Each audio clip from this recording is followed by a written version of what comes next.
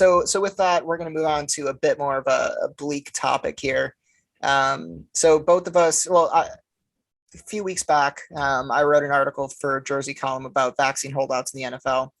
And you have an article planned about NBA holdouts, Bradley Beal and Kyrie Irving. So we're just going to talk about that. I haven't done, I'll be frank here, I haven't done my research into these two cases specifically, the Beal case and the Irving case. I did see something about Kevin Durant coming to the defense of Kyrie Irving, but I'm going to let you kind of set the stage for this, give some context, what's going on here, and we can move from there. But maybe just set the stage for the people like myself that aren't super familiar with this story. Yeah, so this has been a developing story, and it's a big issue because players that are not vaccinated will, like for Kyrie Irving, in New York, you're not allowed in big arenas without proof of vaccination. So that's going to be a really tough situation for Kyrie Irving and the Nets if he's not able to play in half or a big percentage of their games this season. So yeah, I don't know. To stop you right there, have these players, either Kyrie or Bradley Beal, have they made any kind of public announcement about their hesitancy? Have they addressed it? Have they come out and said anything to the effect of, I'm planning on doing it, I just haven't gotten around to it, or no, I'm like Cole Beasley and I refuse? I did see Kyrie Irving and Bradley Beal talk about it during a press conference that I saw on SportsCenter last night. I don't think they said exactly why they have chosen not to get it yet, but I definitely don't think they just haven't gone around to it. I think they definitely have some hesitancy. I think it's safe to say that Kyrie Irving is an anti-vaxxer, as well as Bradley Beal also. Kyrie Irving, maybe you've forgotten this, but Kyrie Irving once said that he believes the earth is flat. I was just gonna say that it's expected from Kyrie. So yeah, it's a lot of this is a term I use a lot nowadays. Unfortunately, it's like, I'm disappointed, but I'm not surprised. Right? Yes, that's the phrase of the last 2 years, I'd say, at this point. Yeah, a lot of things happening. Like honestly, like on like a similar topic, like people using a horse deworming drug ivermectin to protect themselves against COVID instead of getting the COVID vaccine, and then there's a shortage on animal medicine. Is just like, oh God, what is the world? Why is this happening?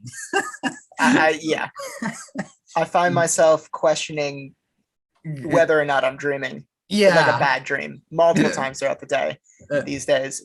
But so at this point, I guess what might help,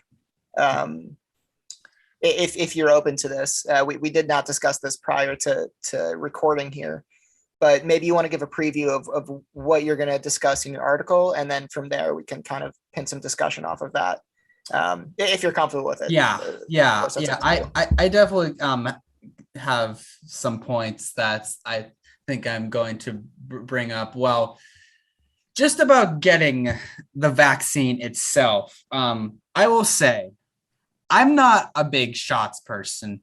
Never have been. I don't like needles. I've always had a fear of shots. I was, would cry when my mom said that we were going to the doctor to, get shots like, HPV and, the regular ones that you have to get at a certain age, stuff like that. But this is like, it's so important, and it can do so much, and it's proven that vaccines do work. Like, people say, well, why are people? I think no. This is what Bradley Beal said. He said, if you guys are vaccinated, why are you still getting COVID? And it's just like, well, it's not like the COVID vaccine has 100%. And see, I'm gonna stop you right there. I think this actually gets to the heart of the issue, just across the board in sports and in the general population. It's that the campaign of misinformation around this issue and other issues, to be frank, but this issue specifically has become so strong. It's become dogmatic, and there's no way in. There's no way to argue against it. No amount of logic and rational point A to point B, no amount of evidence, physical, concrete evidence, will be enough, because they'll just continue to move the goalposts. Before it was, well, it's not approved by the FDA. Okay, well, here's your approval. Well, okay, now we'll just move the goalpost back a little more and say it's a personal choice and my body, my choice type of thing. And that's what it's going to remain, I think, until mandates are put in place. We have seatbelt laws, and if the argument is a law leads to a snowball effect, that didn't happen with seatbelt laws. It didn't happen with just a slew of other regulations that are imparted upon the public for the safety of everyone, right? And I touched on a few of these points in the article I wrote about the NFL, just about how it brings down the team, about how it's selfish.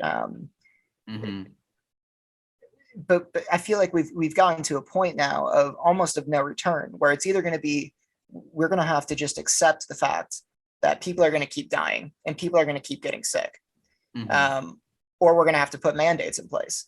And if Kyrie Irving can't play half the season or an entire season because the NBA grows some nuts and says it's mandated now for teams, everybody has to have the vaccine, so be it.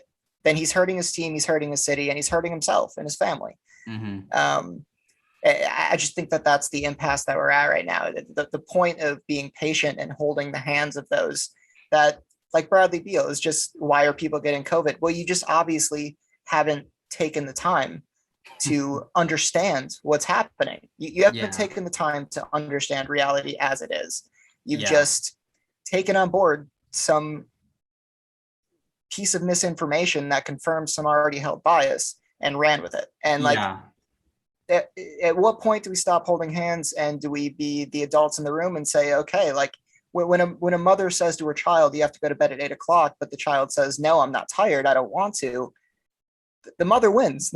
The child goes to bed because that's what's best for the child, right? So I think that's the impasse we're at. Excuse me.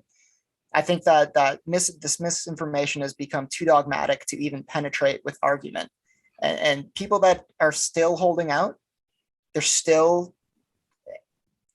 absurd. It's selfish. It's narcissistic. It's kind of beyond belief. But at a certain point, we're going to have to rip the Band-Aid off and mandate these things across the board.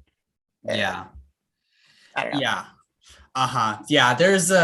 There's a slew of other things I could say, like, as I said, I'm not a shots person. I got when I forgot my first dose, I was like, wait, did you put it in yet? Just like, I did. It was just like, wow, that was pretty easy. I felt that the COVID test was far more invasive and uncomfortable than the shot itself. Getting the shot was, of course, there's the side effects of feeling ill for a day. I definitely felt ill for a day after both shots. Some people don't, some people don't. And some people don't. I think the clinician that gave me my vaccine said, well, this isn't confirmed, but it could be what your blood type is. So Mhm. yeah.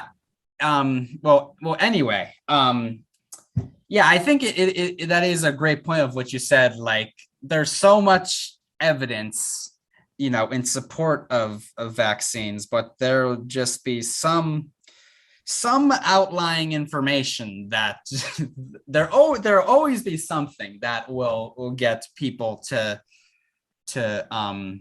you know go against it, just because that's what they've decided they're going to do. And Right.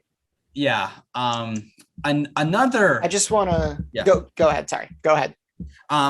another big thing that was just announced a couple of hours ago is that, if unvaccinated players can't play in their home arenas, they won't be paid, which has been a thing in the NFL. If like unvaccinated players like cause an outbreak within the team, that game won't be made up, and they'll just forfeit that game. So it really brings it to another level of, this isn't just a personal choice, as you said. You're hurting the team, and your surrounding community by doing this. That's what anti-vaxxers don't think about, is that it's bigger than them. You could get other people sick, people that are more high risk, like old people, for Right. getting the vaccine. But if there are any, And that's, yeah. I mean, that's another a great point, is that this isn't a personal choice in the sense that, like, for example, my girlfriend works with a lady. I believe she's middle aged. She might be elderly, but that's beside the point. The point is, she has some condition whereby she can't get vaccinated. It Yeah. is physically unsafe for her to get vaccinated. Yeah. And I should preface anything I've said about vaccine people that haven't gotten the vaccine. Obviously, that does not apply to those who are physically unable to because of some pre-existing There are condition. medical exemptions, definitely. Right, exactly. So Yeah. this lady has this medical exemption, and it's for those. It's for that. That's not a small portion of our population. It's a significant portion of our population that simply can't get vaccinated, and that's who we are doing this for. It's are we going to rise to the occasion as a society and pick those up who physically can't stand up themselves, or are we going to be selfish? And like that's and I just want to one of the things that I really touched on in my article about the NFL and vaccine holdouts in the NFL was this point about humility. And one of the last arguments that I left it on that I just want to put out there for the podcast is that, look, if I'll rework the analogy so that it works for Bradley Beal and Kyrie Irving. I would say to Kyrie Irving and Bradley Beal, if playing basketball was a suitable inoculation against COVID-19, we would undoubtedly enlist Kyrie Irving, Bradley Beal, and other NBA and WNBA players, to fight the disease, because they're the experts at playing basketball. So it should be no different when we enlist medical experts to solve a medical problem. There should be no questioning. If I were to go up to Kyrie Irving and say, I'm better at basketball than you, he'd be able to say, well, look at all this evidence. Look at the years of experience that I have. Look at all these games I've played in. Look at all the practice I've taken under my belt. I'm an expert. You're not an expert. Like that should be all it takes. And it's kind of absurd that you can spend half an hour on YouTube and think that you are more qualified than somebody who's spent their entire adult life studying, virology or epidemiology or you name it. But yeah, it's just absurd. I'm not surprised about Kyrie Irving. I don't know enough about Bradley Beal. He's not as vocal of a player on social media forums and things like that. Yeah. But it's absurd. He's hurting his community. Both of them are hurting their community, their teammates, their team overall.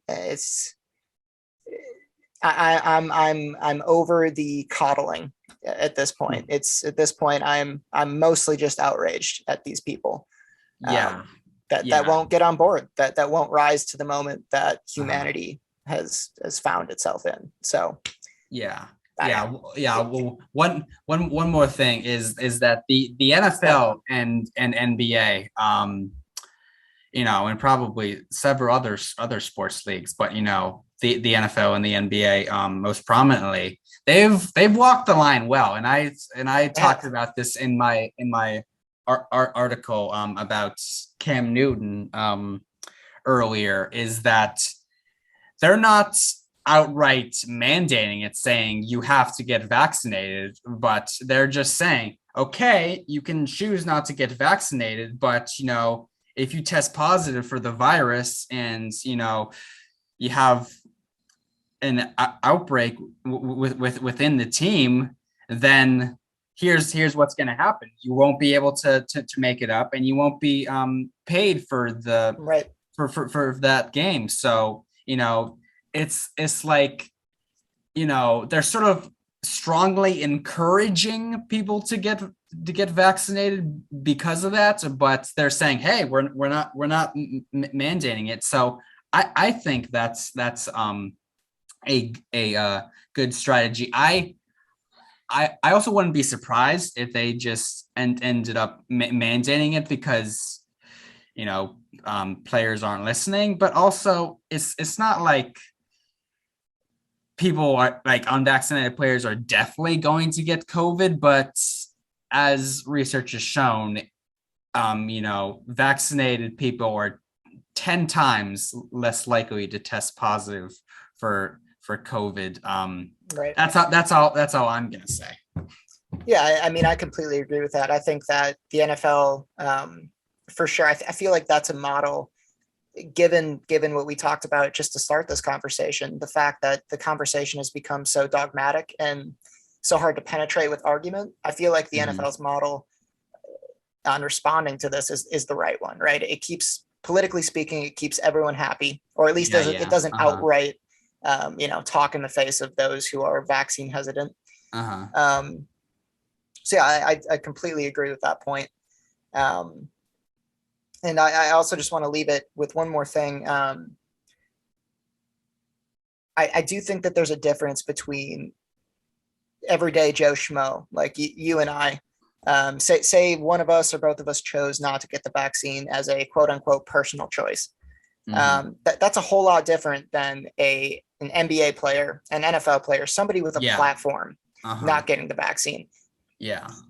These people's platform, incurs with it a certain responsibility, and that responsibility is kind of thrust into the spotlight in unprecedented moments, such as the one we find ourselves in now. So I truly hope that those two get vaccinated, not because I'm particularly big fans of the teams that they play for, just because I want to see humanity come together on this one. Yeah.